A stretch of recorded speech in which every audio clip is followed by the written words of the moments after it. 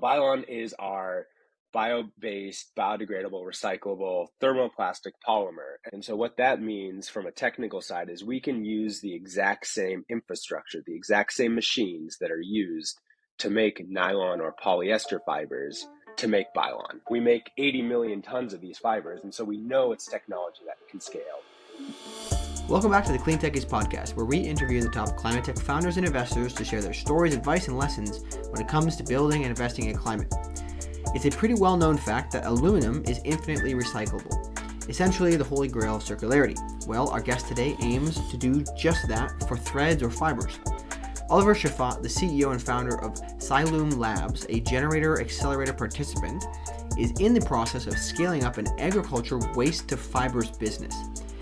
He's very early, which I found insightful because we got to see under the hood of an early-stage deep tech startup.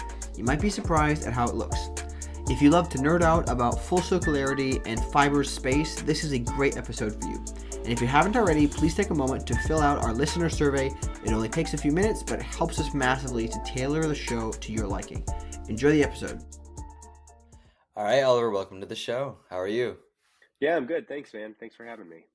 Really excited to have you on. Fiber and decarbonizing that space is not something we get to talk about that often. So really happy to be talking with you today. Just give us a quick rundown. What do you do today? So I'm the founder of Sci-Lume Labs, and we make Bylon, which is our circular fiber for apparel and other applications. That's what we're doing. Is we're trying to sort of actually make a scalable, sustainable solution to the apparel industry, which is difficult, to say the least. Hey there. Are you building a climate tech business and looking for very specialized talent? Consider reaching out to our sponsors, NextWave Partners. NextWave are experts in talent acquisition, recruitment, and retention across the climate tech, renewables, and ESG spaces globally. So if your team is growing or you're looking to make a career change yourself, feel free to reach out to NextWave at next-wavepartners.com or reach out to one of their consultants directly via their LinkedIn page. I think one of the things that really stands out about fashion and apparel is it's a clear emission sector. There's really a lot of problems with it, but it's also not that easy to tackle despite how big of a market it is. So I'd love to just hear what your thoughts on how big of a market it really is and why is it so difficult? I think that it's incredibly difficult, but I would say it's probably just as difficult as all the other industries. It's not necessarily as big or as flashy as like cars or planes or something like that. And I would say that we don't really necessarily think about it as much, or at least I never did before I got into the industry. So at Sci-Lume Labs, we're making fibers. And so I'd sort of think about the industry as the fibers. So that's like the polyester, the cotton, the nylon, the wool that goes into your clothes, right? And so, that industry, we make over 100 million tons of fibers for apparel every year. And that's just for apparel. And, half of that, a little over half of that is polyester. Then you have cotton, and then you sort of go down from there. And so it's a huge amount of material. And, 100 million tons isn't a number that I can like comprehend. So I've done the back of the envelope calculation. And if you think about just synthetic textiles, so like your nylon, your polyester, your acrylic, you make over the equivalent of 20 747s worth of synthetic textiles every hour, like globally.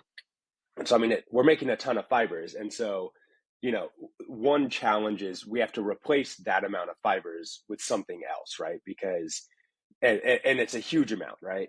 But then another challenge is that, the industry is incredibly fragmented, and we don't necessarily know where our fibers come from, and there are great reports on this, and everybody talks about the transparency, and transparency is going to be key across sort of the climate sector, but that's especially true in the apparel industry as well. And I think that also makes it hard for brands to choose better solutions, for example. And so it's an incredibly complex and fragmented industry that also is at scale, right?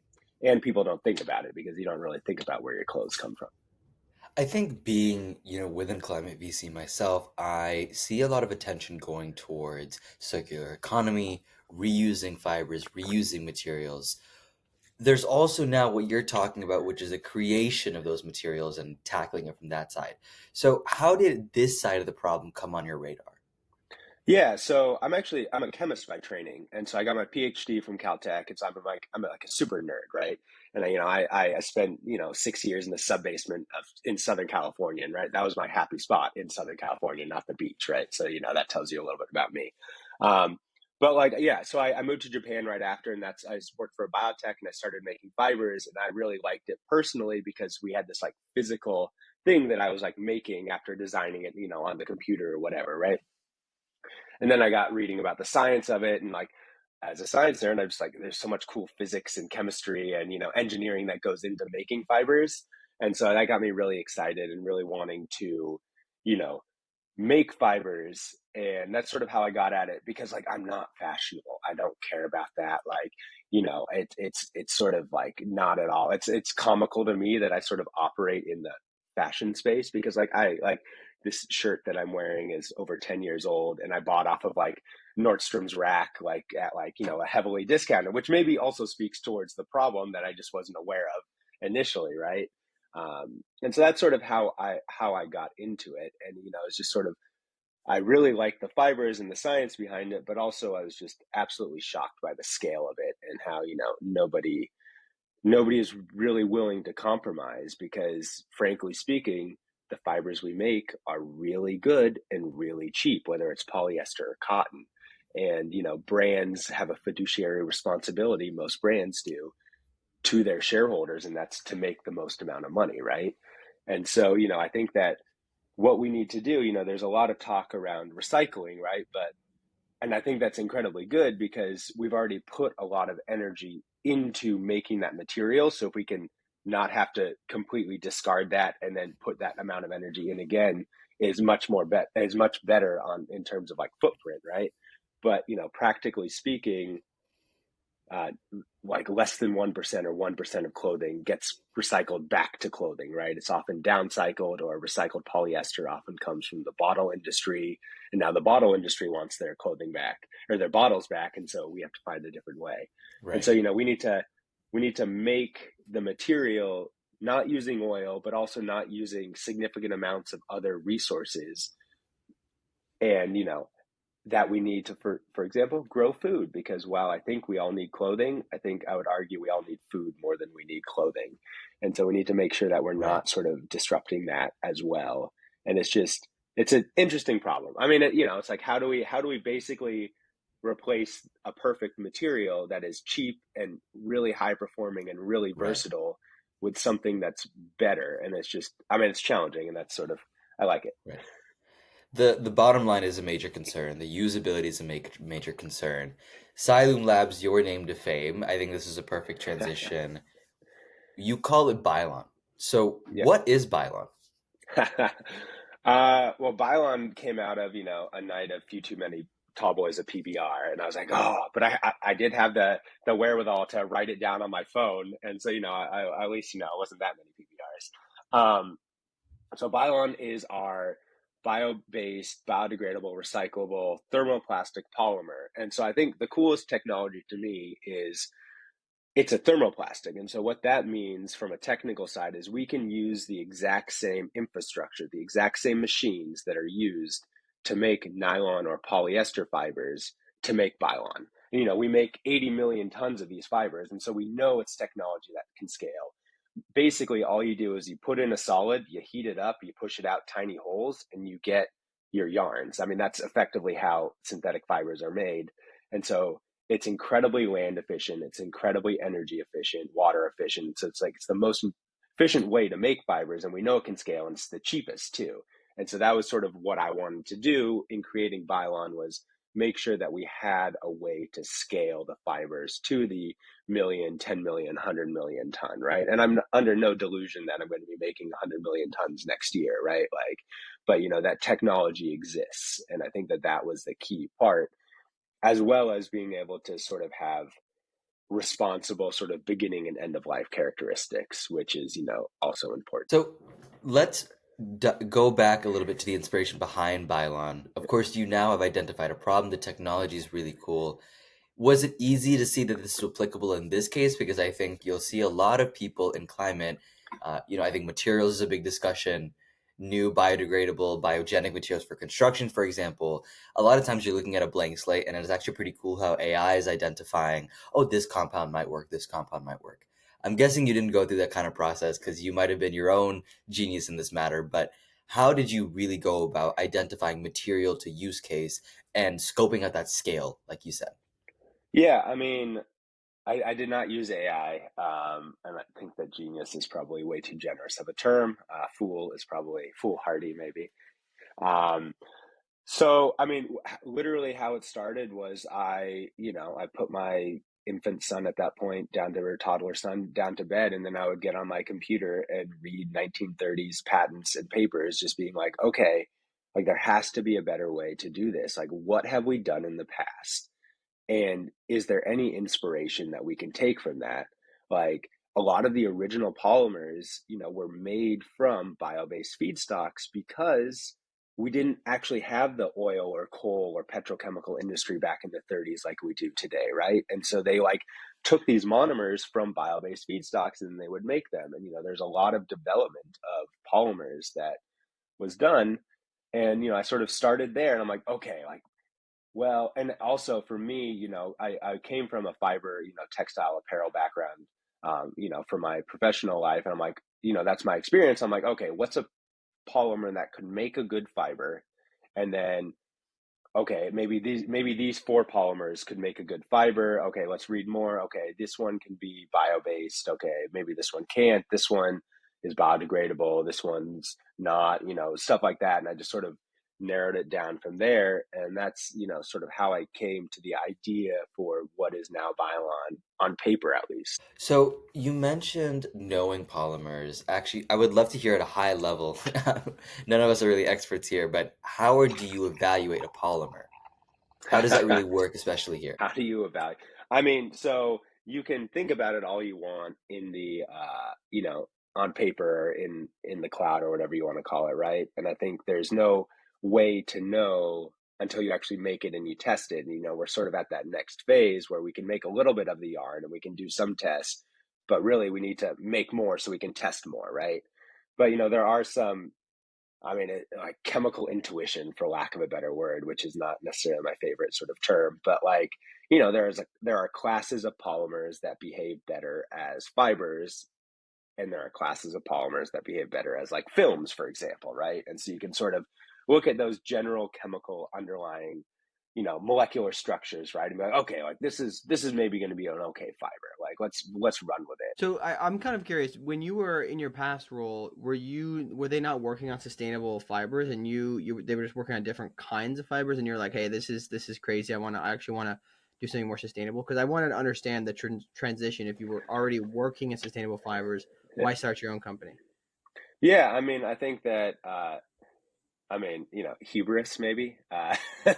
No, I mean that the so I was in fibers. I was running the fiber R&D team, doing sustainable Mhm. fibers, and it sort of comes back to this scale thing, and it's just can we make enough fibers? Because we need to have scalable technology in order to have adoption, because the costs need to go down, but also we need to have scalable technology in order to make significant positive environmental impacts. And I think that something that frustrated me was I saw a limitation to the lack of scale in the process, and it was coupled with a bunch of other stuff, personal and other Mhm. professional things. And I moved back to from Japan to the States, and that's sort of when I was like, okay, like I'm going to start my own Mhm. company, or at least give it the old college Yeah. try.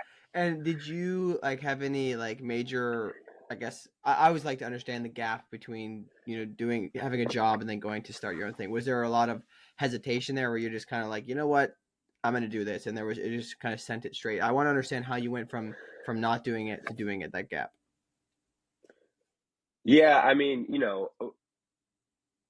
it was coupled with a lot of like I moved across the country, I moved across the world, I moved, was resettling. I didn't actually I'm based in Oklahoma City area right now. I didn't actually grow up here, and so like there was the culture shock of like moving back to the States after 5 years and moving to a new city. I grew up on the West Coast, and so it was very different. And I think that there's just all of these things that made it just be like, oh, like it was just another thing, right? Like these are all very large life sort of things, and it's like, oh yeah, I guess I'm like starting a company now. And it's sort of started out, I was shocked how easy you can like form an LLC by like typing a few buttons on, in a form, like typing, into a form online. I'm like, okay, I have an LLC. And then I'm like, all right, like, I guess I'm going to do this. And so, I spent some time, on the computer, like reading like all of the blogs that are like how to start your own company and stuff like that. I'm like, okay, I think I can do this. And so it just sort of was like a thing that happened while, I also was undergoing a lot of other Yeah. major life changes. And how did you fund it? Like, how did you get the funding to continue? I'm assuming at some point you raised money. I just want to understand, like, because it sounds like you didn't necessarily plan to do this, but there has to be funding to make it work. Yeah. So so in Japan, I worked in Japan for almost 5 years. We paid into the Japanese pension system. They actually, if you work a certain amount of time and under a certain amount of time, you can take your pension out as a lump sum. Ah, And okay. so I got a lump sum of my pension back, and my wife did too.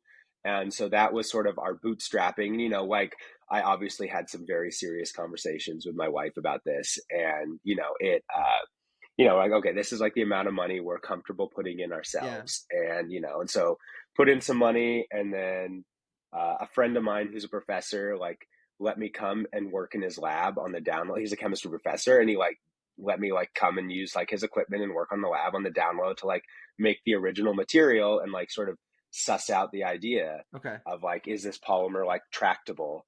And that I was like, okay, like I guess it it might be. And then so that's sort of like how we initially got started. And then sort of with the bootstrapping, I was able to do the first proof of concept or MVP or whatever you want to call it, right? And I was able to make the material, and then I was able to turn that material into melt process it, right? So I was able to like push it out a melt processing machine and get something that doesn't really look, I mean, like 3D printing filament, but like Yeah. super like not even.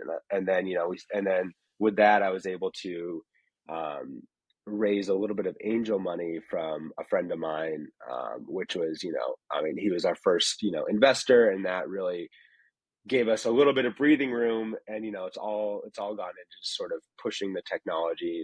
I mean, everybody's like, oh, you got to get to your MVP. Well, it's not really, you don't have one MVP. You have like your first one, and then your second one, then your third one, then your Yeah. fourth one, right? Especially I find in lab. And then we also were part of then that led us to being accepted to the generator accelerator in Oklahoma City in the first cohort.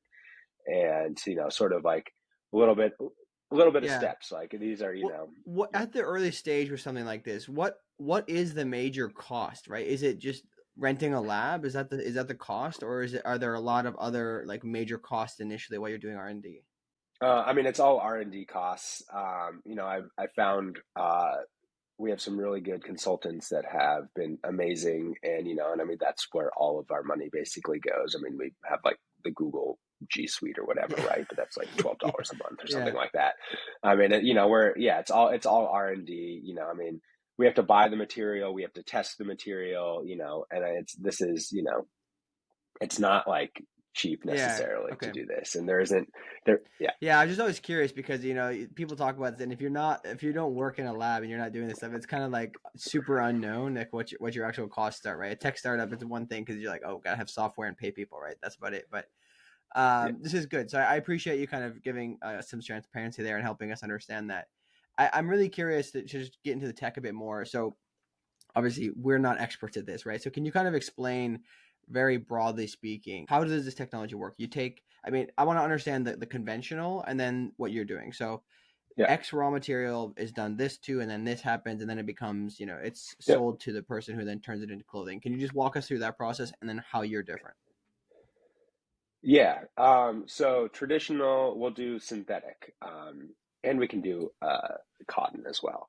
So we get oil out of the ground, and this is a tangent, but people are always like, oh, we used to use all of the like sheep or whatever back in the day. Well, I mean, we use all of the oil that we suck up out of the ground. We use every single last microliter of it. So like we're really good at using that resource. But we take oil out of the ground, we do some chemistry on it, and then we make polyester that's then made into a yarn. that yarn is then, or the polyester could be made into bottles. Like people don't necessarily realize this, but your like pop bottles are the same material that your like clothing is. So that's, always interesting. It's the same polymer.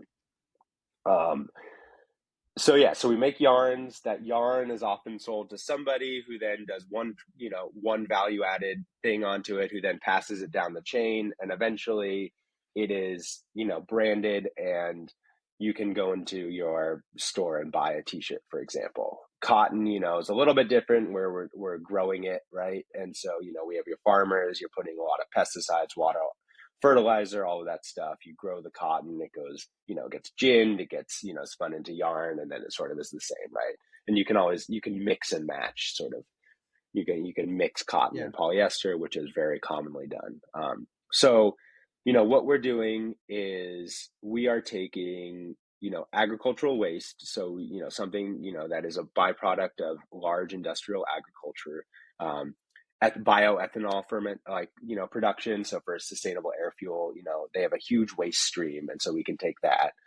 Chicken feathers, for example, is another one that we could theoretically take. So we take that and then we put it in a pot. We, do our little like chemistry on it. And then we do that a few times. And then we make a polymer that is Bylon. And so we're doing chemistry. We're not doing like synthetic biology. We're not doing fermentation. We're doing just chemical reactions using standard. Well, right now we're doing like 5-gallon buckets, literally, which is great because 5-gallon buckets are a lot cheaper than like reactor vessels, and also, it sort of proves the scalability. So we make basically a polymer that then can drop into the exact same downstream processing as polyester or nylon or cotton, right? Where, we make a yarn just like we would with polyester or nylon. And then, we made one yarn right now, and then we dropped it into a standard knitting machine, and it knit up. And then I dyed it on the stove with my, 5-year-old son. And then I put it in my washer and dryer because we're Americans and we wash and dry. And, it's like, right. And so the point is that like we're using, like, we're combining sort of the best of both the synthetic and natural fibers, where we're using bio-based renewable but waste feedstocks, which is important. But we're doing highly efficient chemistry that has the infrastructure out there that can scale, that doesn't take a lot of energy. And, so it's sort of like the feedstocks are sort of natural, but then the chemistry is all sort of similar to the synthetics. And then it drops in, to the same, infrastructure that's there. And I think that that's incredibly important, primarily to keep costs down, which will then drive adoption, right? Because it's, frankly speaking, it's all cost related mostly. Right. Hey guys, we need your help with something. In order to better understand what you like most about the show, what you dislike, and how we can help you, please take 7 minutes to fill out our listener survey if you haven't already. It only takes about 7 minutes, but it will drastically improve our ability to give you the best content that you're looking for. Thanks for your help. Now back to the show. And so I think it's very clear to see there's some retrofitting going on. The sustainability of it, I think, is going to be really cool to see where that comes from. Before we get there, I mean, one aspect of it is definitely the retrofitting of the waste, like you mentioned, from agriculture and then other sources. I want to walk through your experience so far and maybe what you're thinking going ahead about sourcing that. Has it been an easy process? Has it been something that you have to think about? What is that like, and how does that factor into the growth of this material? Yeah, I mean, it has not been an easy like it's not something that I am at all sort of have experience in, or have done in the past. Thankfully, I'm in the state of Oklahoma. It's incredibly, agriculture is a very large part of the economy here, all throughout the plains. Industrial ethanol production is also huge in the plains as well. And so, there is that like locale, which is very nice. And so I've started to, talk with some of the people at the local like farm board and everything like that to try to figure out how to do this. But like I can like go online and buy chicken feathers or whatever, right? Like that is something that I can do right now. But going forward, like we need to do this at scale, and so I need to talk with those people who understand that. And that's definitely something that is out of sort of my comfort zone or experience. Got it. So there's not an existing necessarily massive supply chain for these alternative feedstocks, is what you're saying. I think it's out there. I just don't think I know where it is yet. I mean, this is like a commodity that is Yeah. traded for, like the Like it is a commodity Okay. that is traded, and I can like Google, like you can look up a price, and it might even be on like the USDA website. Like the USDA has like commodity prices for very common Okay. stuff. Interesting. Okay. But I just So don't. Yeah, you just gotta I just find the don't know where person it is. Yeah, who's trading it. He'll know who ships it around. But yeah, okay, interesting. So that's pretty fascinating. We could probably talk about supply chain more, but it sounds like it's there. It's just a matter of like getting plugged into the system and getting that infrastructure, which is usually not connected to making clothing or fibers. They're just disconnected currently, right? You just got to mhm, couple them up. But I want to yeah. understand in your process what aspect makes it sustainable. So you said it's better with energy. I'm assuming there's a bit better with water Yep. usage. Like, how is it more sustainable? In what specific ways? Yeah, I mean, I think that it depends on how you define sustainability, right? And I want to be fully transparent. We don't have a preliminary LCA. Like we're still a little bit too early to even that to be possible or informative in the future. That's something that we're looking at doing this year. Um, I think that how I've looked at that right now is, we can use waste as a feedstock, which is good, what they call a Gen 2, feedstock. And so we're not taking away arable land. But, if you look at LCAs of, for example, clothing, right? If you look at the ones that have been published in, academic journals, they compare polyester, nylon, cotton, whatever. Um, you see that like cotton, is really good on sort of the feedstock front, right? Except for water usage.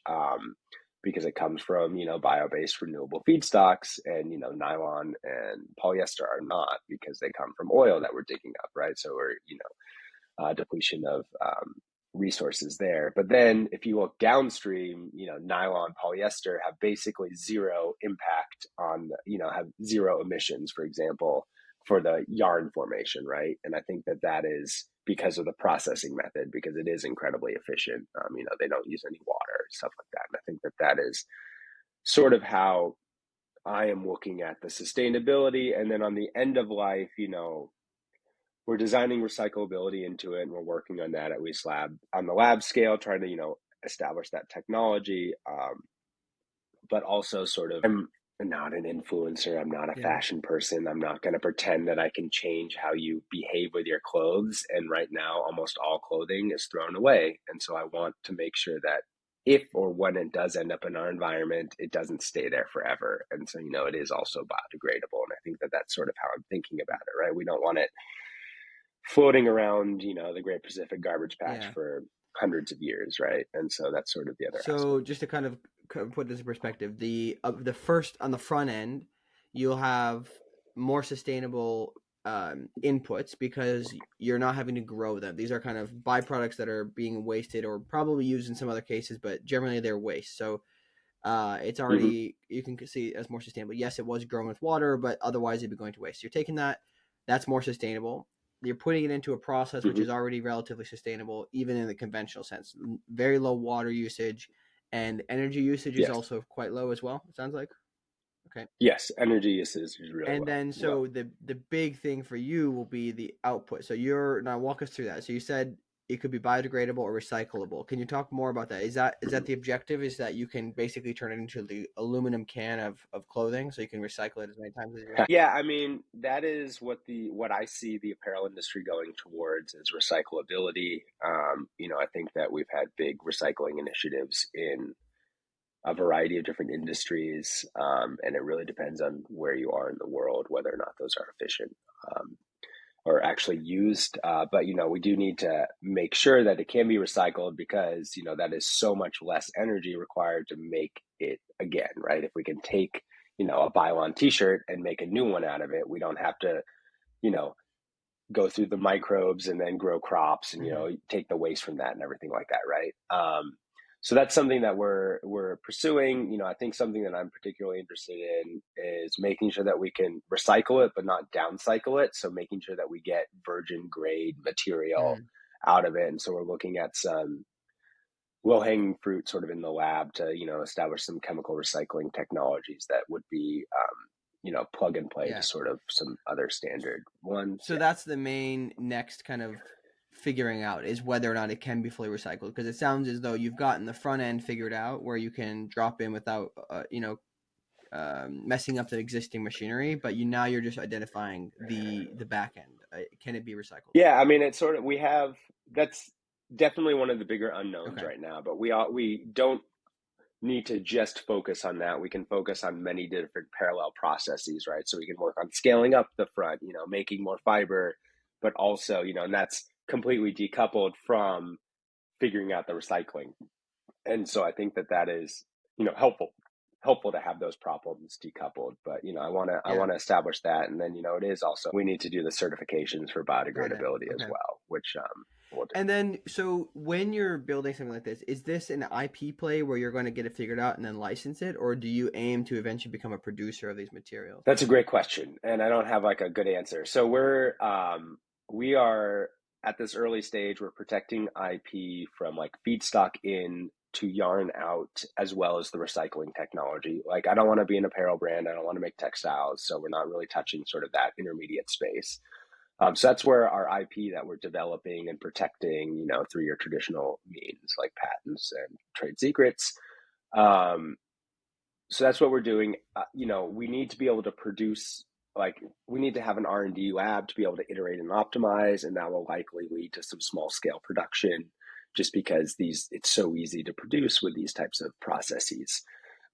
Whether or not as we scale up we produce ourselves or license is unknown. And I mean, I think that with the ability to sort of drop into existing machinery, it really allows us to license. And I think that might, also facilitate adoption and everything like that. But I think that is Mm-hmm. something that we don't know at this stage, but we're setting ourselves up to be able to do. Got it. Okay. Very good. Well, that makes sense. I think it's pretty clear then that obviously the business model is kind of, there's a couple paths forward. I think with a lot of these technologies, there's various possible ways, and I assume just like everybody else, you'll have to build a pilot that's large enough to demonstrate that the technology works. So you can get the guarantees, etc. But Yeah. I think that, I mean, we've covered quite a lot. I guess one just kind of thing to wrap up here would be, where do you see yourself going in the next couple, let's say next year? What's the biggest challenge you're chasing down, and how are you tackling that? Yeah, I mean, I think it's all about scale, right? And so, we can make, 5 kilos today using, 5-gallon buckets. So we're like trying to target 50 kilos next. And, it's actually, because the plastics industry is so large, it's actually really hard to work with very small quantities. And so, if we get to 50 kilo, sort of scale, batch, whatever you want to call it, we can now drop into the next sort of size up. So we go from like an R&D sort of machinery to like a semi-pilot machinery, right? And so that is nice, just to sort of make sure that we're still, dropping in at these larger scales. It also provides us more material where we can sit and iterate and optimize and, improve our manufacturing process. But I really want to be able to make more so we can, learn more about the material, right? So we can make your standard textile, knit or woven textiles, do all the testing, like how strong is it? How does it dye? How does it, behave, when next to skin, stuff like Mm-hmm. that. So we can really see the properties now, where we need to improve, and, target sort of our initial, prototypes, right, to types of garments that it's suited for, right? Is it going to be a jacket, outdoor jacket? Probably not right away, because we need super strong materials for that. But maybe it'll be a nice t-shirt, or maybe it'll be a nice close to, a base layer or underwear or something like that.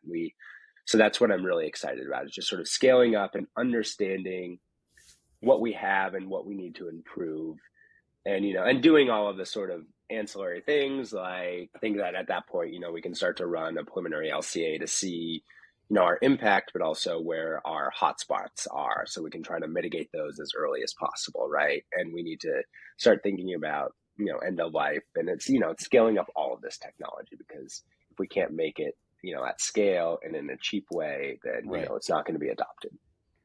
I think one thing, I know I know we're almost at the wrap up, but I think you mentioned one thing that I really want to tap into really quick, which is when it comes to actually figuring out and working on the pilot for something like this and setting yourself up for that. I think pilots within climate tech founders are obviously very confusing. And a lot of it is because a lot of things we're seeing are new. So even the corporates and the partners haven't really figured out what they're looking for.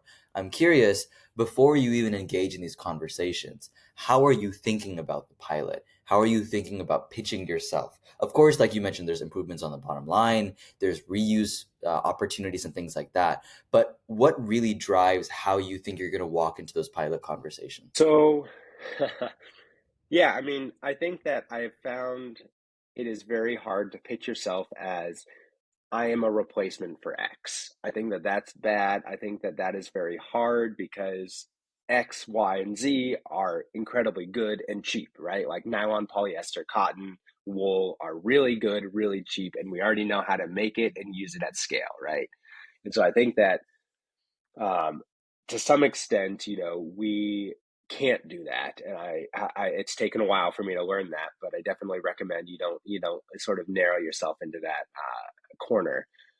So when I talk to apparel brands or manufacturers, it's like, okay, it's really, and I talked to the like development team, like the material development team, right? And so I think that at that point, we sort of often speak the same language, we're polymer chemists or whatever, right? And so I'm like, all right, like I am making a melt processable fiber from agricultural waste. And they're like, okay.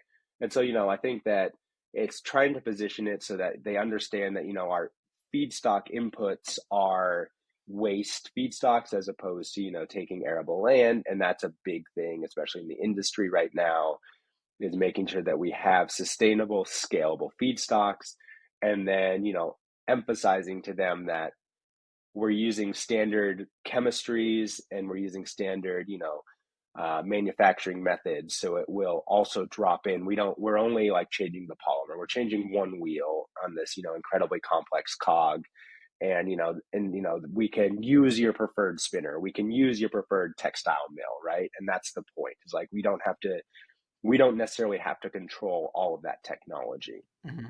And I think that and like I said, the more we know about our material, the easier that conversation becomes, because I'm like, okay, it's this strength, it's it behaves like sort of like this for moisture, but it behaves like this other thing for abrasion, right? And so I think that that just helps that conversation. But I think that it's really emphasizing sort of that we can scale, and that we have this new material that will be a good replacement. So it sounds like in that case, then you're mostly referring to talking to strategics, then, right? Not necessarily VCs, because the VCs may not.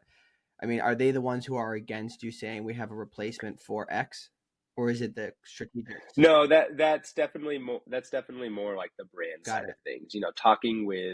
Talking with VCs, and I'm still learning this, right? I come from a very technical background. It's more about the money. It's more about, sort of, okay, like, this is like our cost right now. This is our cost, at scale. I get this because, yeah, we like improve our yield a little bit, but also like, here are the costs for these manufacturing processes that I found, or like, stuff like that. And I think it's definitely driven by cost and just the plug and play, drop in sort of ability Yeah. of our technology. So sorry, I know. So we're gonna wrap, but I did have one more major question, which is there already substantial interest from the brands from the clothing manufacturers? Like, is there demand to become more sustainable, even if you can't recycle what you're doing? If your feedstocks are, I we didn't clarify this, but is it at scale going to be the same cost as kind of conventional inputs? Yeah, Okay, yeah. So I think that at scale, our best sort of conservative estimates, at scale, we can, beat cost, or be at cost got it. parity with So, conventional. given that circumstance, even if you didn't figure out the recyclability, is there still strong interest to do that, assuming that they can figure out the supply chain? Yeah, I mean, the apparel companies have a lot of apparel companies have made very public and very ambitious sustainability goals, and part of that is sourcing preferred materials, is a very generic Hmm. term that a lot of people use, right? And so I think that part of that is switching from virgin materials, and that also includes virgin cotton, right, to more preferred materials like recycled materials or other new bio-based materials. And so I think that there is a lot of interest just from that, Right. especially given our sort of our waste Yeah. feedstock. Okay. Yeah. I mean, it's just interesting. I guess I think back to what you said. Just a comment on the companies needing to make money for their shareholders, right? I think I had a conversation a long time ago. I think it was like almost 2 years ago now, with Rod James on kind of the idea of like, will companies ever seek more moderate profit, right, rather than just selling as many things as possible. Again, that's like a whole discussion around structuring companies and things like that, but um, I don't think we're going to change that necessarily. Maybe that will change over time, but anyways, well, this is pretty fascinating. Obviously, really loved hearing about the new technologies and like hearing about the journey and how you get there. And excited to just continue following your path. But do you have any kind of final thoughts or where people can reach you? So yeah, I mean, thank you for having me. It's been fun to have this conversation. Yeah, so the company is called Sci-Lume Labs. That's SCI-LUME.com. We're also on LinkedIn. Is primarily I don't understand social media, so LinkedIn is like the like sort of my understanding of social media. We have a company there, and then we do have an Instagram, which my main thing and my main love of that is Fiber Fridays, which we put out very infrequently, but on Fridays where I tell you about interesting fibers. My favorite is the muskox fiber. So this is like a sort of a cow-looking thing that lives up in the Arctic, but they have really cool, really like soft fibers. But anyways, that's the fun thing that we do on Instagram because I'm told that is not acceptable on LinkedIn. But yeah, so yeah, I mean, come to the website. You can learn more. You can email me. It's oliver@siloamlabs.com. And if you ever are interested, but yeah, thank you again so much for Yeah, having me. I absolutely. really No, appreciate it. super glad to have you on. Thanks for coming on. Again, super excited to see where we go. Yep. So you have a good rest of your day. Cheers. Yep. Thank Yep. you. Bye.